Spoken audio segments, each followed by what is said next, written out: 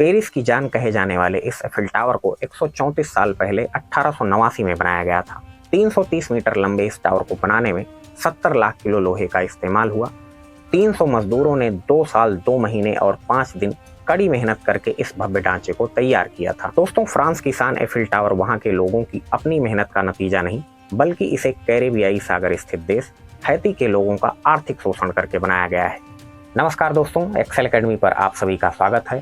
साथियों, प्रधानमंत्री श्री नरेंद्र मोदी जी 14 जुलाई को फ्रांस के पेरिस शहर में एफिल टावर को देखने गए और यह पहला मौका नहीं था जब कोई भारतीय पीएम एफिल टावर देखने गया हो। जून 1985 में भारतीय प्रधानमंत्री श्री राजीव गांधी जी जब फ्रांस के दौरे पर गए थे, तब वह भी एफिल टावर पर गए थे। उन्होंने एफिल टावर से राष्ट्रीय ध्वज तिरंगा भी फहराया था। एफिल टावर पर राजीव गांधी जी ने फ्रांस के तत्कालीन राष्ट्रपति फ्रांकोइस मित्रेंड जी को हाथी का एक बच्चा गिफ्ट किया था, जिसे वह भारत से अपने साथ लेकर गए थे।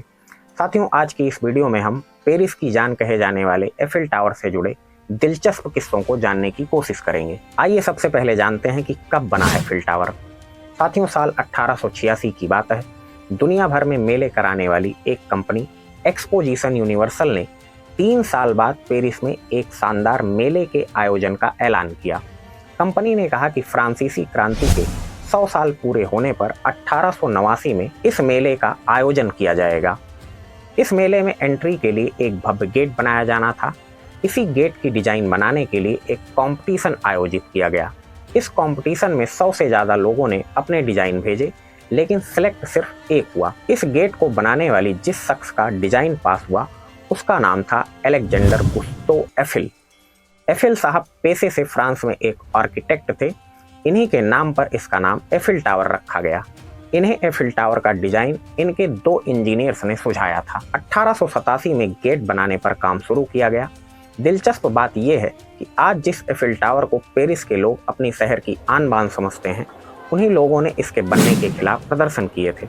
प्रदर्शनकारियों को लग रहा था कि एफिल टावर का ढांचा उनके शहर की खूबसूरती को बिगाड़ देगा। हालांकि उनके प्रदर्शन के बावजूद भी एफिल टावर को बनाया गया।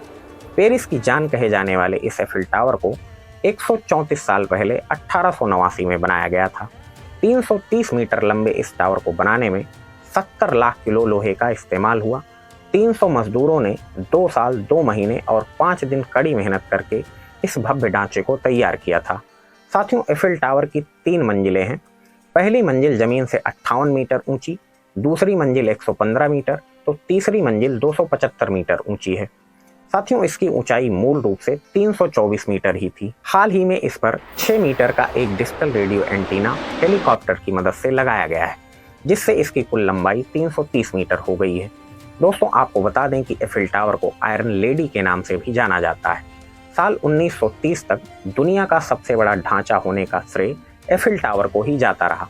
जब 1930 में न्यूयॉर्क में क्रिसलर बिल्डिंग बनी, तो ये रिकॉर्ड उसके नाम हो गया। दोस्तों, फ्रांस की शान एफिल टावर वहाँ के लोगों की अपनी मेहनत का नतीजा नहीं है, बल्कि इसे कैरेबियाई सागर स्थित देश हैती के लोगों का आर्थिक शोषण करके बनाया गया है। हैती उन दिनों फ्रांस का गुलाम था। फ्रांसीसी यहाँ के अश्वेतों से गन्ने की खेतों में गुलामी करवाकर मुनाफा कमाते थे। बाद में आज़ादी के लिए हैती के नागरिकों ने विद्रोह कर दिया और नेपोलियन की सेना को हरा दिया। आज़ादी के बदले हैती को 1.5 लाख करोड़ रुपए देने को कहा गया। हैती लंबे समय तक यह कर चुकाता रहा और कंगाल हो गया। न्यूयॉर्क टाइम्स की रिपोर्ट के मुताबिक 25 सितंबर 1880 को वो दिन आया जब हैती के राष्ट्रपति लिसियस सोलोमन ने हैती के पहले नेशनल बैंक की घोषणा की। हालांकि ये बैंक सिर्फ नाम के लिए ही हैती का नेशनल बैंक था। इसके फाइनेंसर फ्रेंच ही थे। बैंक के जरिए फ्रांस हैती पर अपनी पकड़ बनाए रखना चाहता था।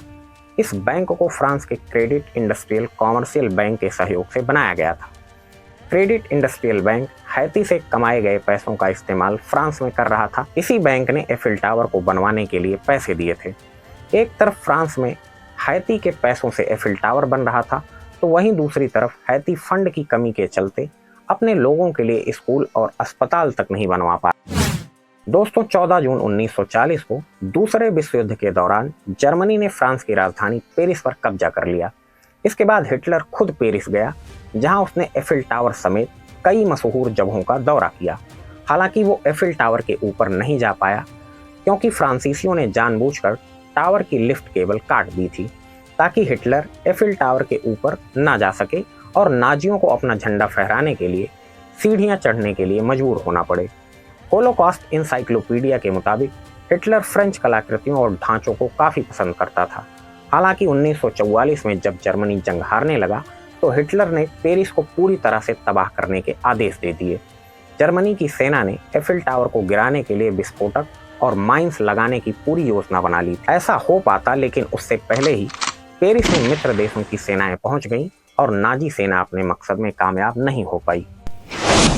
दोस्तों, 1925 की बात है। विक्टर लुस्टिंग नाम का एक व्यक्ति मई में पेरिस पहुंचता है। ये वो दौर था जब यूरोप में पहला विश्व युद्ध खत्म होने के बाद रेनोवेशन का काम चल रहा था।